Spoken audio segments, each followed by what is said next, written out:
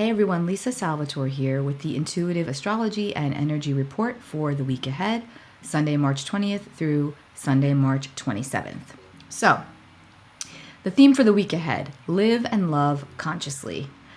More consciously than normal. We are still on somewhat of a shaky ground, shaky energy. We are coming off of a full moon, which was very heightened and put a lot of emphasis on the cleansing aspect in our lives, emotionally, physically, spiritually. We're still under that energy. Today is March 20th. It is the entrance of Aries season. Happy birthday to all of the Aries of the zodiac.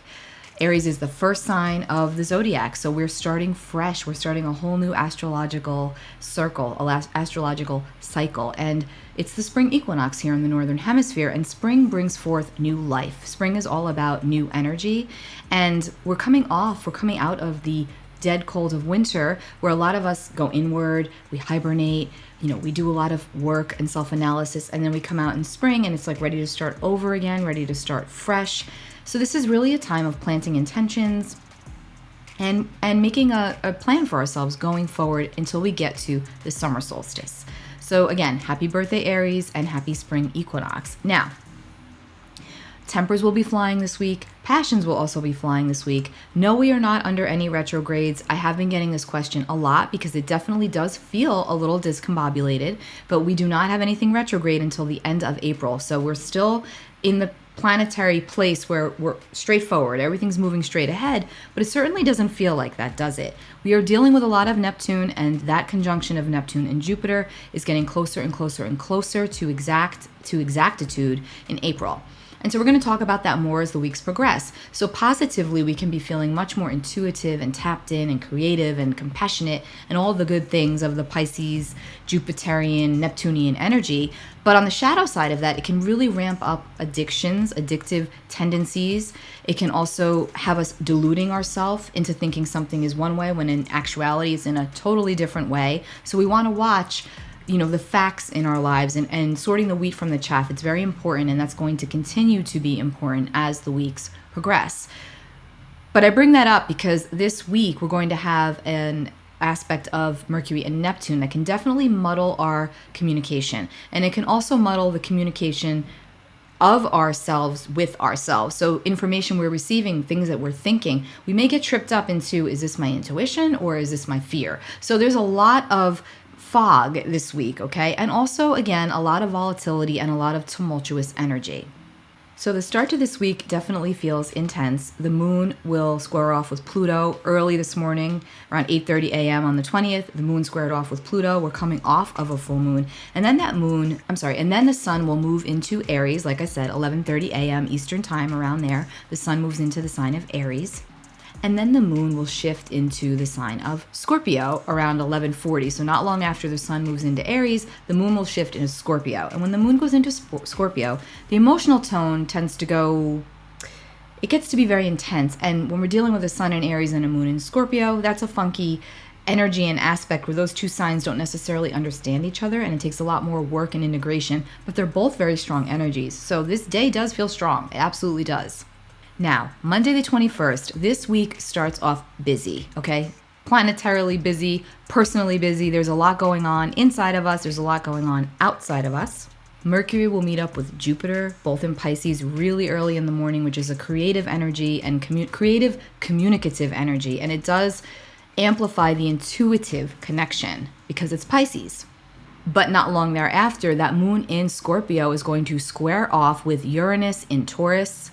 Also, the moon will square off with Mars and Venus, all within hours of each other. So this is definitely an energy that we want to pay attention to, and we want to be very mindful of our words, our thoughts, our actions, and our surroundings. Because remember, everyone is feeling this, and it is shaky. As we move on later throughout Monday, the moon will trine Jupiter, which is nice and supportive. It helps to smooth out the energy of the day, that day and the previous day. And the moon will also trine Mercury later on that night.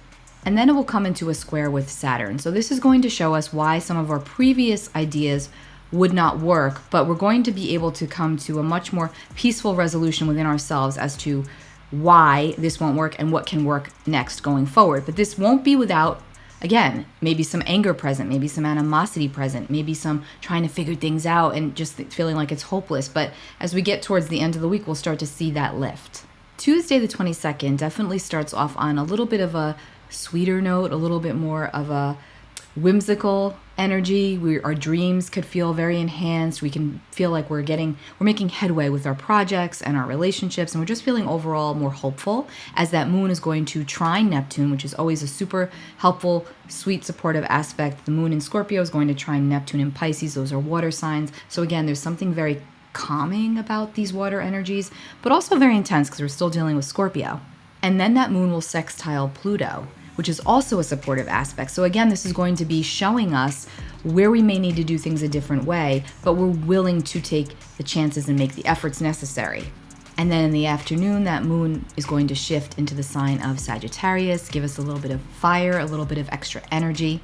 That's around 3 p.m. that the moon will shift into Sagittarius. And then not long thereafter, we're going to have Mars-Uranus square exact. And I bring this up because it's really important to keep mindfulness when we come to a Mars-Uranus harsh aspect like this, because Mars and Uranus together in a square, which is friction, can definitely produce accidents. It can definitely produce fiery results from hastiness, even not from hastiness. So that's why I said a little more consciousness will go a really long way this week. Always be aware of your surroundings. That's just, you should always be aware of your surroundings, but more so under this energy, because if ever there's a time that you're going to burn yourself, cut yourself, God forbid, get into a car accident, things of that nature, the energy is volatile. When we're dealing with Mars and Uranus, it's the planets. They can, I just say can is the operative word, doesn't mean it will happen, but they can absolutely produce a much more frictional energy that we feel, much more frenetic, and that takes place, through our physical bodies as well. So we just want to be extra mindful all week long, not just Tuesday, but Tuesday is the height of it because Mars and Uranus will square off exact around 5:35 p.m. Eastern to be exact. But remember, it's energy, so we're planetary energy. We feel, days before and days after, sometimes weeks after, depending on what's going on. So again, a little more mindfulness will definitely not do you wrong.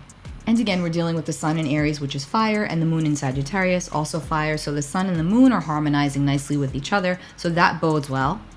And then Wednesday, the 23rd, seems like it might be a little bit more chill, a little bit maybe, because the moon's not really doing anything nasty or bumping up frictionally with any of the planets. It seems to be a much more calming type of day. Much more smooth, much more connected with others, and much more intuitive. And then on Thursday, the 24th, it heats up a little bit more as we get towards the weekend, because that moon is going to square off with Jupiter in Pisces.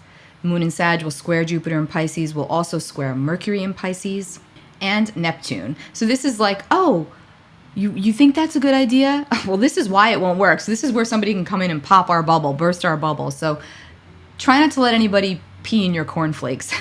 So I don't even know why I just said that, but whatever, you get the gist. You could be finding that people want to act against you. They want to take something that makes you happy or makes you feel good and just burst that bubble for you. And we don't want that. We don't want the negative Nancy's. So if you find yourself, as we get to the end of the week, especially Thursday, getting really poked at and irritated by negative influences in your reality, detach lovingly, move forward, live in love consciously. Like I said at the beginning, you don't want to have a fight or say something that you may later on regret. But again, it's just, if there is ever an opportunity for somebody to come in and burst your bubble, it's going to be on Thursday.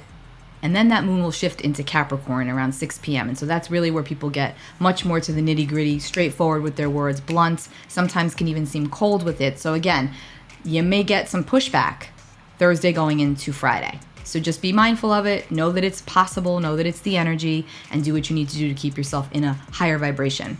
Friday, the 25th, the moon will trine Uranus, which again, that is a supportive aspect. That's helpful. That's good for quick thinking, quick results, intuitive impressions, emotional outbursts that might just be for the best, when you're holding something in and it needs to be said and you're not saying it, and then you say it and it's like this huge weight gets lifted off your shoulders. So you will know, because when we're dealing with the moon and Uranus, it's our emotion, and Uranus is, quick. So you may not have too much time to think about it. And because the moon's in Capricorn and Uranus is in Taurus, it's earth energy, so it's not likely going to be too outlandish or too far-fetched. So go with the flow on Friday.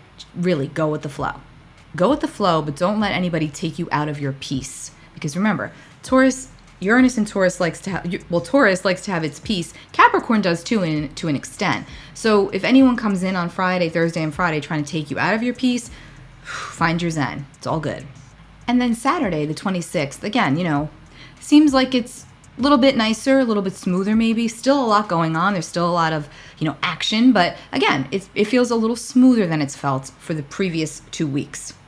The moon in Capricorn will line up nicely with Jupiter in Pisces by a sextile aspect, which is usually just kind of negligible, but it's smooth. It's helpful. It doesn't really bode for negative and things being thrown at us that make us, go crazy. It's more calming. Mercury, however, in Pisces will be squaring Pluto. So Mercury is going to be sextiling Pluto. So Mercury is also lining up with a supportive aspect to Pluto. So again, profound, deep, transformative thoughts, profound, deep, transformative communications have the ability to truly transform situations for the better, as long as we're being logical, practical, and thought out with what we're saying, thinking, doing. And then that moon in Capricorn will line up nicely with Neptune in Pisces, which is also really sweet and further brings in that nice energy of the day of understanding. And then the moon will conjunct Pluto, which is always very intense. The moon in Capricorn is going to conjunct Pluto in Capricorn, and that's strong, that's intense. That's these profound transformational moments, thoughts, situations, relationships that come into our awareness. So there's potential for a lot of healing under this energy. And then the moon will shift into Aquarius later on that evening, Saturday evening. So we're able to kind of look at this from a more detached reality, which is really, really nice and helpful when we're dealing with intense relationships or situations, which this week is probably delivered to all of us in spades. And now we get to this point and we're able to pull back and see the bigger picture and think about it from a much more detached perspective, because it has been an emotionally saturating couple of weeks, no doubt about it.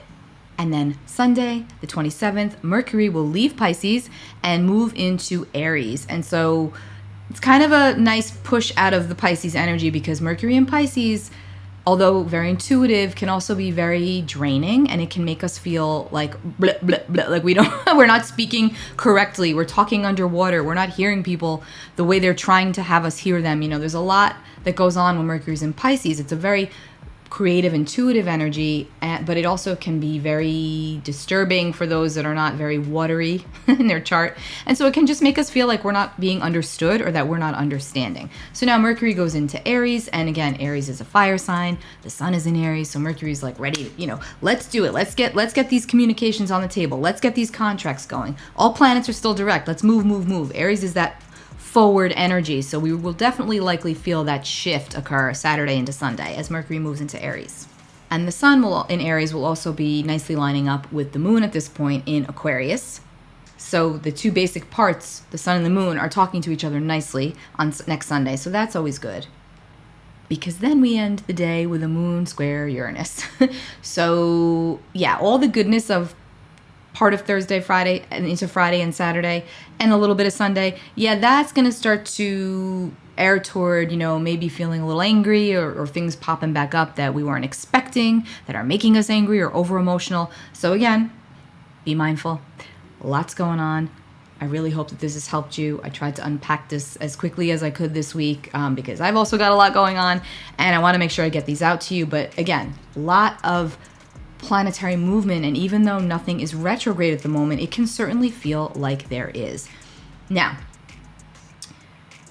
we all have our own birth chart, as we know, and it's going to be vastly different from the next person. So whatever's going on in the sky as the planets are moving, they are bumping up against points in your chart, and some transits are longer than others. That's why we have weeks of a stretch of time where things are going really, really, really well, and then maybe they just there's weeks where they're not going really well, or it's an up and down roller coaster. There's many different astrological explanations, not only to what's going on at every given moment in the sky, but what is that doing to your personal chart.